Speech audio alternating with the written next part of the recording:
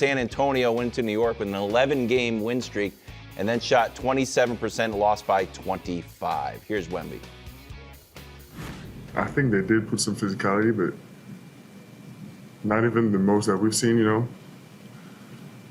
And for some reason, we were somewhat hesitant. You can see that in our turnovers as well. I had 7. And lots of dumb life ball turnovers too. We gave them life. We should have been better, especially on that run in the first quarter.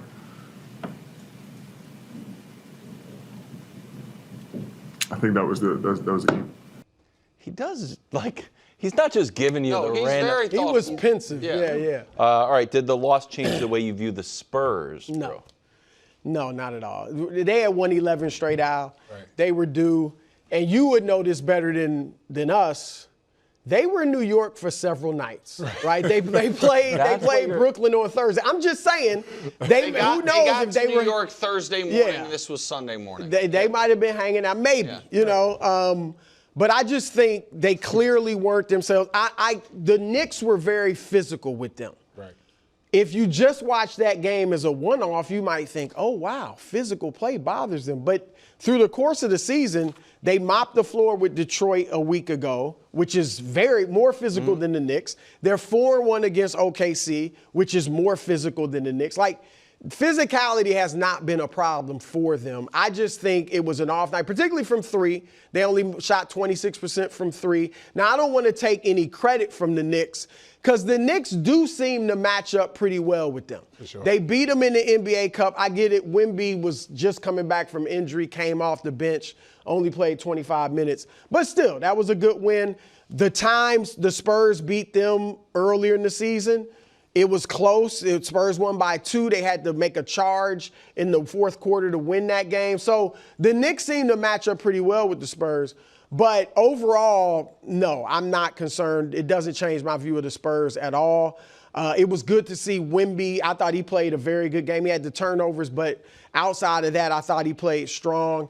Just their perimeter guys were unusually unproductive. And so I give the Knicks credit, but no, the Spurs are still a legitimate championship contender in my eyes. So listen, I agree with you. It didn't change the way I feel about the Spurs, but let's talk about the way I feel about the Spurs. Sure. I think that they're a very talented young team. I think championship aspirations this season, I think we're overreaching a little bit. So you think they're drawn dead to if they won the championship, you would be shocked? I would be completely shocked. Wow. And the reason why is just because, I go back to first being battle tested in their age, right? They're so young. And right now, this team, in order for them to be really good, they're relying on so many young players. Wemby's a baby. Castle, Vassell, Harper. You know what I'm saying? Some of the guys that they're relying on, they haven't been through anything in this league yet. So when you get to the playoffs and it's a 7-game series, and now the scouts is getting in there and they know exactly what you want to do, and they take those things away, what are those guys going to do? And then you talk about the veterans on their team. They got Harrison Barnes, they have Fox. Yep. And even with Fox, right, he's never played championship basketball in his career. So I think that this is just one of those things where they're a really good regular season team. I think when they get to the playoffs, they'll be good, but they're going to have to go through some stuff, just like OKC did. You know what I'm saying? They're going to have to go have a little bit of heartbreak, and they're going to have to, realize what it really takes to be a championship caliber team in the playoffs. So I think that'll be the biggest difference. So listen, we talked about this a lot the last few weeks. NBA history agrees with you on that. The question is, can this Spurs team and Wemby kind of break the mold on that for the first team since really the 77 Blazers to go out and do it? And so it's been almost 50 years. My concern is kind of less, long-term and more what this game, let's just say the experience is, let's say they don't win the title and it's not because of experience. What will the reason be? And I do think we saw one major thing and one potential thing from this game. Because you're right, Brew, that the team, they have dealt well with physical basketball. But I do think physical basketball can at least throw Wemby off. When they beat the Pistons, Isaiah Stewart was not in that game. Mm-hmm. And the Thunder's physicality is mostly perimeter defenders. Hartenstein's a big, strong guy, but Chet ain't. And Wemby gets excited to play against Chet. Yeah, and Mitchell Robinson is a tough guy and a great rebounder. And Cat, when he's dialed the way he was yesterday, is a legit 7-footer, big body who yesterday I thought annoyed Wemby, and in a good way. Right. And so that to me is something that over the course of a series, if I'm right, that it does get to him a little bit, teams could zero in on. And the other one is kind of more basic, but also might just be the problem, which is they just might not have enough shooting. Yeah. And so here is their 3-point numbers on the year, and so they're, at or below league average in basically all the 3-point categories. Wemby's like, I'll check some. Well, I don't mind. But here's, they will have, because Castle is right now at his career a total non-shooter, and Harper is a total non-shooter. They're both under 30%. And Cornette obviously doesn't shoot threes. Right. So they're going to have almost all 48 minutes, at least one total non-shooter on the court. And what does that mean in a playoff series for how you are defended? That would be, again, I'm not writing them off at all, Brew, but I'm saying if they don't win, and it's not because we say, oh, the lights got too bright, it's just a team over the course of 2 weeks kind of picks them apart, I think those would be the reasons for it. A lot of teams will have at least one non-shooter out there, and the fact that their center, Wemby, shoots the three does change that a little. But I do agree that, because yesterday Anunoby was guarding Wemby, who obviously he's given up darn near a foot against Wemby, right? But he could get under him. Wemby is going to have to get his legs stronger. But I'm wondering in situations like that, because Wemby, even when he posts, a lot of times he'll post at the free throw line or he's flashing across the lane or something. I'm wondering, and again, he's got to get his legs stronger, but sometimes in those situations, you could plant him on the block. Right. If it's a 6'7" guy guarding him, he can just, if he can plant there and get it, he's obviously going to be able to shoot. Though, no, he doesn't. Nobody does. Right. Guys don't do that in the league anymore. Yeah. But I'm saying for him in certain situations, when you put a younger, or not younger, a smaller, stronger guy, because that can be tough. You know how that is. Like, a guy who's stronger and can get under you and push you out, that can be tough to deal with. I think in those situations, if you can just plant Wemby on the block, obviously he could shoot over OG anytime he wanted. Right. So that's something he could add to his game. But I do think the inexperience is, to me, the only question. Right. The shooting, I hear you, but I think they can overcome that. And I think today's game, and last year, you guys know, I thought the inexperience would stop OKC from winning it, or the youth. I know they lost to Dallas, but that was just one time, and they were the youngest team in the league. Like, San Antonio is like middle of the pack as far as age. It's just the inexperience together. Mm-hmm.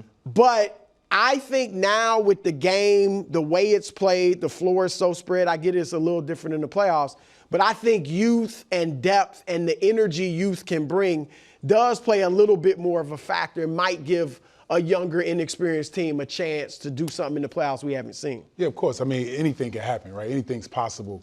But I still believe, like, even with this Knicks game, like, to me, the Knicks are just a better team than them. Wow. You know, I went to the Cup game, too. I was actually there in Vegas, and I watched it. And I just think overall, when you go, like, pound for pound, and with experience and with the players, I just feel like they're a better team. So I wasn't surprised that they won that game. And then, obviously in New York, whenever they have big games like that, when the city comes out, that energy, that feel, that buzz, we kind of get the best of the, from the players, in those games. So big games like that, I was not surprised that the Knicks came and responded. And especially with the Spurs playing the last of, a long road trip too. That might have factored somewhere in there too, because that last game is very tough. And then to your point, in New York, and it's the only time you're going to be in New York for a couple months, so you do want to kind of shop and hang out and see people and stuff like that. That was going to be a tough game for them in general. So I feel like the Knicks did what they were supposed to do. Yeah. A lot of distractions. To be fair, they did kind of take the Nets game off. You can kind of go half speed there, walk out with a win. Practice. All right, meanwhile, in OKC, we're 3 minutes into the game. SGA and Joker get into it. SGA is his first game back after missing a few games. He kind of throws the ball at Joker. Joker's like, you can't throw the ball. I mean, what's going on here? Oh, he gets a tech. Then in the third, Joker's coming back up the court. Lu Dort gives him a little bit of extra here. Here's Joker after the game. It is what it is, I'm not going to comment. It's unnecessary move and unnecessary reaction. There is no such a thing. I think they're not supposed to be those things in a basketball floor, so it was just unnecessary move and unnecessary reaction by me. Okay, your reaction. Yeah, I mean, I totally agree with Joker, and I think Dort has lost all benefit of the doubt for me. He didn't have much going into it. But I have never on this show ever called him a dirty player. I would say, I'm not saying he's a dirty player. If he does a lot of things a dirty player might do. He does a lot of the things that remind me of dirty players I've seen, but this is undeniably dirty. And it is targeted, and it is unnecessary, and I think it has bigger impacts, Al, than the OKC-Denver rivalry.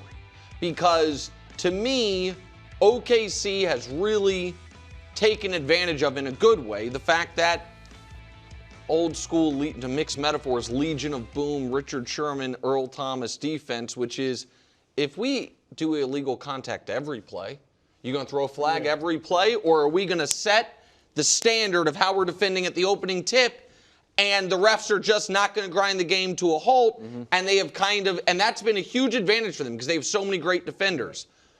But I think Dort doing this blatantly to the best player, if not the face of the league, the best player in the league, and then him jumping like, what did I do? Dagenhalt coming out and being like, acting like it was a regular trip. I think OKC might get officiated differently moving forward. I think this could have a real impact on them, and it does make me feel very comfortable saying Lu Dort, at least for the time being, I do consider him a dirty player. That is an undeniably dirty play. That is so much worse than a hard foul when a guy's coming to the basket and you hit him in the head, at least to me. I mean, that was a good old YMCA trip, bro. Like, are we serious? They're grown men. Like, that was nothing. What? Look, how was he gonna get hurt? He bumped him and knocked him down. Like, what? Like, hurt? What was he gonna hurt? Tear his ACL? He was gonna. Like, how hurt could he have gotten? Like, what's dirt about that? I mean, his knee's already hurt. You're right. It's a YMCA trip, which means it has no place in pro sports. Listen.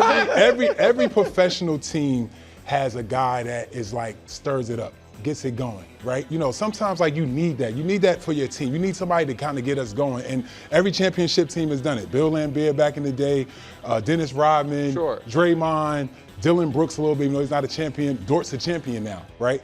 And when I look at it, like when I watch this, I think that this series, this kind of goes back to last year in the playoffs. This has remnants of that, right? It's like a little bit of a rivalry going on right here. You know what I'm saying? And with him doing that, to me, he kind of just stirred the pot a little bit. And when things like this happen, like sometimes we kind of see how Joker's gonna respond to that. Sometimes he might get out of his body and get out of his normal method of like how he plays the game, which he did, right? You see how he reacted and he came back. And at the end of the day, OKC won the game. So as a player, this is not far out of bounds to you? I don't think so, no. I mean, not from my era. You know what I'm saying? Maybe now. You know what I'm saying? Where it's like a little, everybody wants to kiss on the cheek and all that kind of stuff. But like, I don't think he did anything wrong with that. Like, you don't know what happened throughout the game. Maybe Joker like hit him with an elbow or something before that, a couple plays before. We don't know. But at the end of the day, he's standing up for his organization and his team, and he's letting people know like we not about to be played with. Period. I'm fine with the bump. I'm fine with you were a physical player, right? Defender. I'm fine with like grabbing the jersey. Anytime we do it, I'm like, to me though, Al, the trip is where he went. He barely tripped him, dude. A trip is a trip. I mean, and if like you can injure a player, particularly when you're not expecting it, right? By tripping him. That was where he got out of line for me. I don't mind physical play. I don't mind towing the line, even going a little across the line. But when you tripped him like that, I actually think it was so bad he should have got suspended for a game. Really? Yes. Yeah, because what if you don't think you could hurt a player by tripping him like that? I don't even like Joker's, like his reaction to it, like if you thought it was like that bad, right? I mean, when I was playing one time, Morris Peterson tripped me when I was running up the court in Toronto, right? And he tripped me from behind. I fell, I got up, I immediately rushed him, and we got into like a little altercation. Isaiah Thomas came out, he's ready to fight and everything. It was just a different, like, because I felt like, you know, he did it on purpose, and it was like some intention behind it. Like, that's what that was. But he definitely did it on purpose. I feel like, so you would have done what Joker did. Yeah. You did do what Joker did. I would have got my hands on him. Well, he got his hands on him. I would have loved him a little bit. Okay, all right. He didn't love him. Okay. Like, I mean, like. Well, that's where I say I think Joker actually kept his cool because he didn't grab him or swing on him, obviously. But I think you're supporting our point with just what you did. Like, again, even if you get accidentally But I was tripped, but I was clipped. Like he tripped me. Like, this was kind of a bump, and his leg went back. And Al, do you think, like, our theory was Joker missed 16 games with that knee. It feels like, and we've seen him get upset before where maybe he feels like he was trying to get hurt. And we saw him get, like, clawed. Like, No, he's tough. He's a Jurassic tough player, Park. for sure. That if Lu Dort, you can see it as like a little bit of an elbow. If Lu Dort took his elbow and slammed it into his stomach or sternum, I think Joker would have been like, this is rough basketball. Still a cheap play, still borderline dirty. But I feel like the knee, maybe, and like Lu Dort's like, man, I don't have your injury report. I'm just playing basketball. He's not thinking about his knee when he tripped. But Joker is. That's what I think is the disconnect. Yeah, he's not thinking about his knee when he tripped. He wasn't like trying to hurt his knee. And I agree. I don't think he was trying to hurt him. I think he was trying to trip him. And send a message. He was trying to send a message. Like, we're not scared of y'all. Y'all not coming in here. Y'all not going to out-physical us. None of that. Like, I don't know what message, because we know they're not scared of Denver. Right. You know, we know they're a physical team. So I don't, like I said, I wouldn't have minded a little bump on the way up to here. But I thought the trip. CB? Yeah, you getting soft in your old age, No. man. I don't know who are you, bro. Like the guy I know. When we used to run around, I'm like, you? Like, really? A suspension? 10 games. No, one game. 10 games. One game for a trip? Oh, my God. Let's check in on the Lakers, who snapped a 3-game losing streak. They beat the Warriors without Steph and Porzingis, and the Kings, who they're not a great team right now, I'll be honest with you. Here's the standings in the Western Conference. OKC still at 1, the Spurs, Rockets, Wolves, then the Nuggets, then the Lakers, Suns, Warriors, Clippers, and then Portland. Has the Lakers' panic been overstated, Nick? We're panicking. Leave this up if you can for a moment, because here is my general point. The amount of vexing and hand-wringing that has been done about the 36-win Lakers compared to the 37-win Rockets or Nuggets seems disproportionate. And I will say this to you. You sound like J.J. Redick. No. Their losses are louder. That was okay, sure, yeah. But in that regard, yes. I thought you meant like smug, arrogant. I thought that's what you meant. Your losses are louder. And I think like you, maybe I'm wrong. I feel like if I had the take that you have about the Lakers, about the Rockets or the Nuggets, like that they're a fine team that has no chance of winning the championship. I agree with the no chance of it, by the way. You would disagree with me. And the defense argument applies to the Nuggets. The Nuggets and Lakers defenses this year have been identical. Now, there is reason to believe the Nuggets is going to get better because Peyton Watson's coming back, Aaron Gordon's coming back. So that's, and I also feel like Luka has taken a public beating for a player that is, despite his flaws, you know, the scoring champ right now, along with 8 rebounds, 8 assists a night. And that they are 30 and 18 when he plays, which is pretty good. And so that's my defense, even though I don't think they can win the championship. But they are, their best player is playing really well. Maybe not peak Luka, but 32 and a half, 8 and 8 or whatever it is. It's pretty good. They're 30 and 18 with him, 6 and 6 without him. Like, that's where I think it's been maybe overstated, KW.